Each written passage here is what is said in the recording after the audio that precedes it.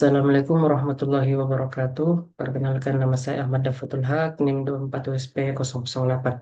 Di sini saya akan mempresentasikan bagaimana sistem distribusi listrik. Jenis-jenis pembangkit listrik di Indonesia memegang peran krusial dalam memenuhi kebutuhan energi nasional yang terus meningkat seiring pertumbuhan ekonomi dan populasi.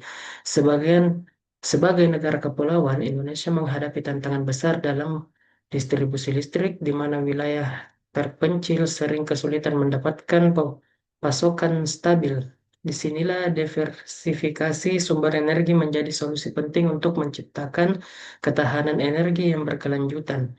Kita mungkin penasaran bagaimana Indonesia mengoptimalkan potensinya dengan berbagai pembangkit listrik yang ada, mulai dari PLTU yang mengandalkan batu bara, PLTA yang memanfaatkan air sungai, sehingga PLTS yang mengubah energi sinar matahari menjadi energi listrik.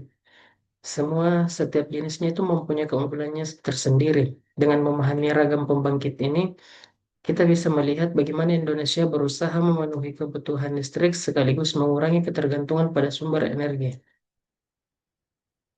Klasifikasi jenis-jenis pembangkit listrik di Indonesia. Yang pertama, pembagian berdasarkan sumber energi primer. Pembangkit listrik di Indonesia dibedakan berdasarkan bahan bakarnya. Ada yang menggunakan sumber fosil seperti batu bara dan gas alami atau PLTG, ada yang memanfaatkan energi terbarukan seperti air atau PLTA, panas bumi, PLTP, matahari PLTS, dan angin PLTB. Setiap sumber energi ini mempunyai kelebihan dan tantangannya sendiri dalam hal ketersediaan dan dampak lingkungan. Yang kedua, pembagian berdasarkan teknologi pembangkitan. Teknologi yang digunakan juga membedakan cara kerja pembangkit listrik. Misalnya PLTU mengandalkan pembakaran batu bara untuk memanaskan air menjadi uap yang menggerakkan turbin. Sementara PLTA menggunakan aliran air dari bendungan untuk memutar turbin. Kita juga bisa melihat teknologi hybrid seperti PLTD, pembangkit listrik tenaga diesel yang sering dipakai di daerah terpencil. Dan ketiga, pembangkit berdasarkan skala kapasitas. Pembangkit listrik di Indonesia berpotensi dalam berbagai skala, mulai dari skala besar seperti PLTU Jawa Barat berkapasitas ribuan megawatt, hingga skala kecil seperti mikro hidro atau panel surya atap untuk rumah tangga. Skala ini menentukan seberapa besar daya yang dihasilkan dan wilayah yang wilayah yang bisa dilayani. Punya pembangkit listrik tenaga terbarukan di Indonesia. Yang pertama ada PLTA, pembangkit listrik tenaga air, kemudian PLTP, pembangkit listrik tenaga panas bumi, kemudian pembangkit listrik tenaga angin, kemudian pembangkit listrik tenaga biomasa. Adapun pembangkit listrik tenaga fosil di Indonesia, yang pertama pembangkit listrik tenaga uap atau PLTU, yang kedua ada pembangkit listrik tenaga gas, yang ketiga ada pembangkit listrik tenaga diesel. Bagaimana proses penyaluran energi listrik sampai ke rumah kita?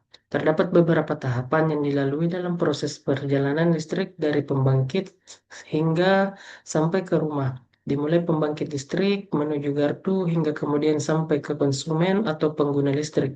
Secara umum, proses penyaluran energi listrik di Indonesia terjadi dalam 4 tahap. Dimulai dari pembangkit listrik, transmisi, distribusi, hingga berakhir di konsumen.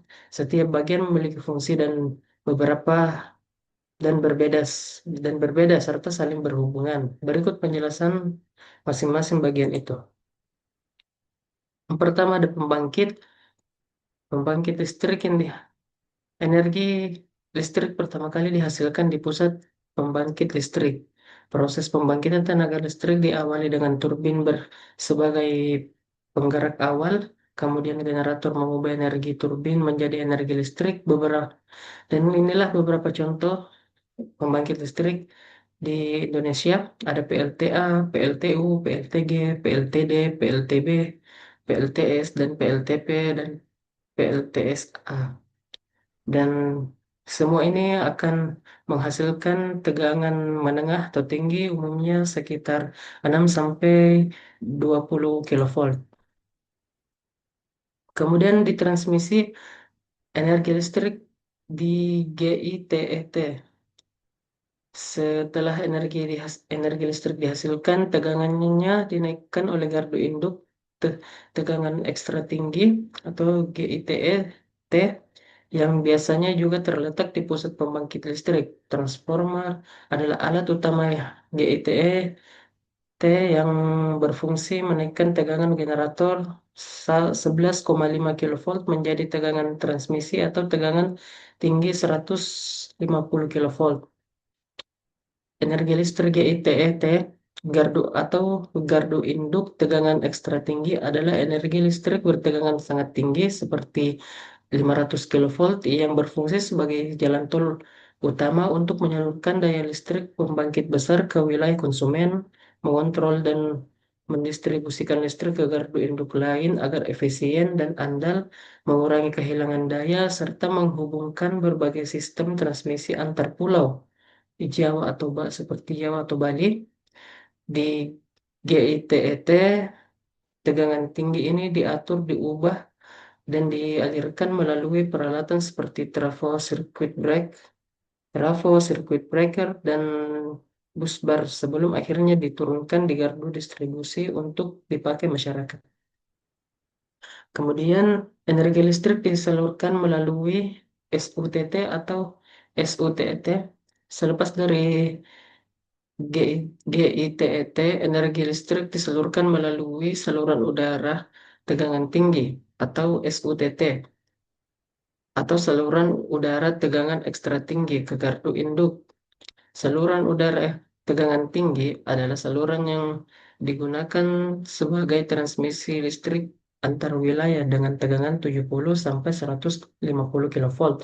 Di sisi lain, saluran udara SUTET merupakan saluran transmisi listrik antar wilayah menggunakan kawat telanjang dengan tegangan di atas 230 kilovolt.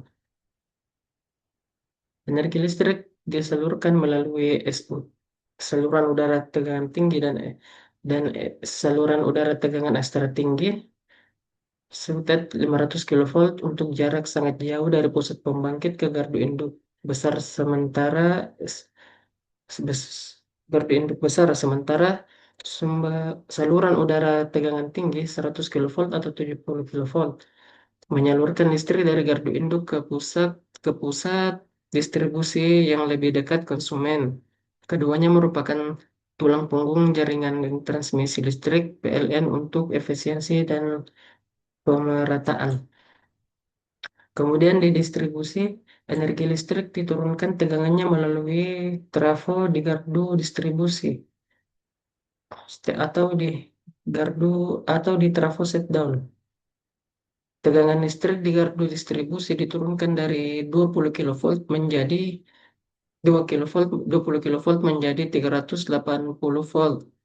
Gardu distribusi merupakan salah satu komponen dalam sistem distribusi energi listrik yang berfungsi mengubah jaringan ke konsumen dengan tegangan menengah atau rendah. Kemudian dari gardu distribusi, energi listrik disalurkan melalui saluran udara tegangan tinggi, tegangan rendah atau SUTR, atau saluran kabel tegangan rendah SKTR ke trafo distribusi dengan tegangan 220 volt. SUTR merupakan saluran distribusi bagian hilir bagian hilir dengan tegangan di bawah 1 kilovolt yang langsung memasuk kebutuhan energi ke konsumen. Sementara itu, SKTR adalah penyaluran energi listrik ke konsumen melalui kabel yang ditanam di dalam tanah. Kemudian penyalurannya ke konsumen, energi listrik disalurkan ke rumah-rumah dan gedung. Konsumen terbagi menjadi beberapa bagian tergantung tegangan yang dipakai oleh konsumen tersebut. Konsumen biasa yaitu rumah tinggal atau perkantoran menggunakan tegangan rendah seperti 380 volt atau 220 volt. Konsumen menengah yaitu mal atau hotel maupun industri menggunakan tegangan menengah dengan tegangan 1000 volt. Terima kasih, itu sedikit penjelasan dari saya. Kurang dan lebihnya mohon dimaafkan. Assalamualaikum warahmatullahi wabarakatuh.